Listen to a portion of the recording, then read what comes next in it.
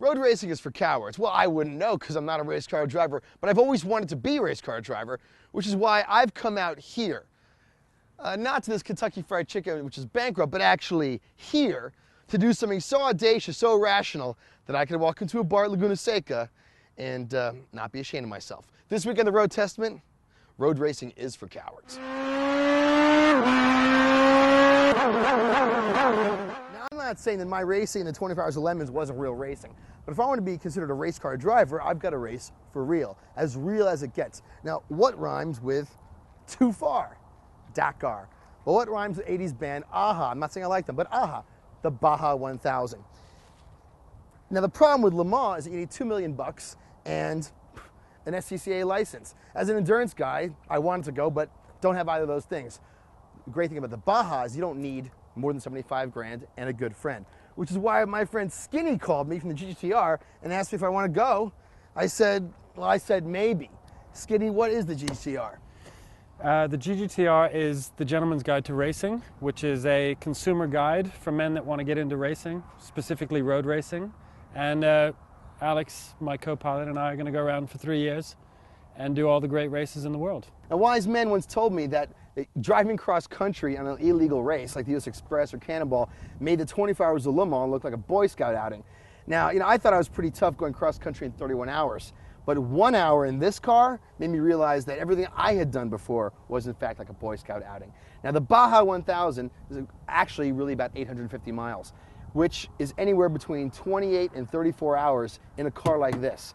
And let me tell you, the Baja is to Le Mans what Human Centipede 2 is to Human Centipede 1. And if you have to ask, like Jazz, you'll never know.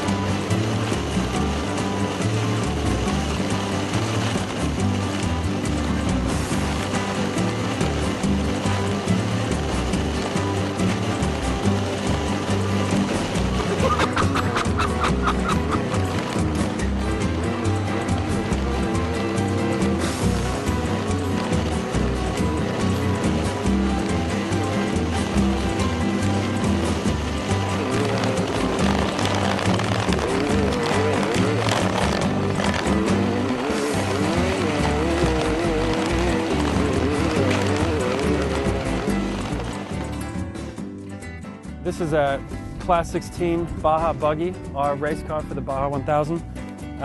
It has pretty serious suspension, about a foot of travel in the front, 1.5 foot in the back, pretty much bulletproof tires. We've tried our best to brake them, and yeah, it's worked out pretty well. The engine is it's only 100 horsepower, fully race prep 1600cc VW engine, which isn't that much, but the car only weighs 1,500 pounds. All in all, it's a hell of a car, but somebody's got to tell you where to point it. That's where Alex comes in. Which is what makes this real racing. Course racing, oval racing, you can't get lost. Medical help is, 90 seconds away. Pits are 2 minutes away. I mean, everything is done for you. Going cross country, navigating, I'm getting instructions every 5-10 minutes. I'm avoiding police looking at binoculars. I thought that was hard. On the Baja, the spectators are digging holes, filling them with water, cardboard, sand on top. They're trying to cause accidents. Medical help? Answer, Mexico. Pits? Answer, hope a CB works and your support truck shows up.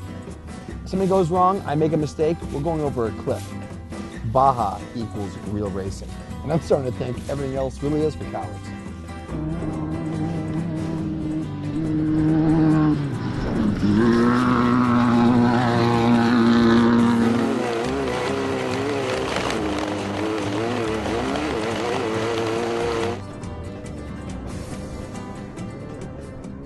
Our Class 16 was prepared by Travis Fletcher, Specialty Race Prep. You can look him up online, SRP.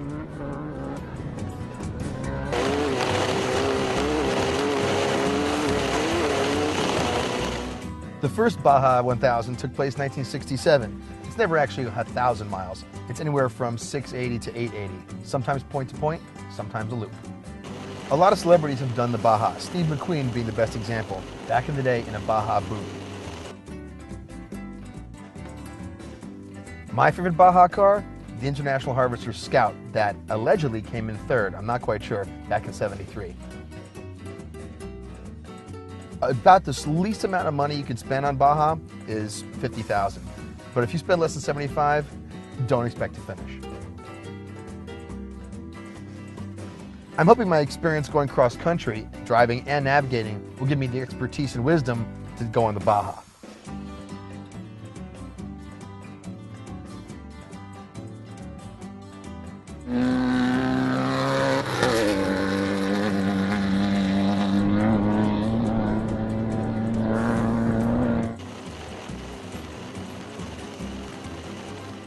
After 100 hours of practice in a Class 16 car, I gotta say, road racing, course racing, it kind of is for cowards. But it's also for grown-ups, which I hope I'll be when I'm done.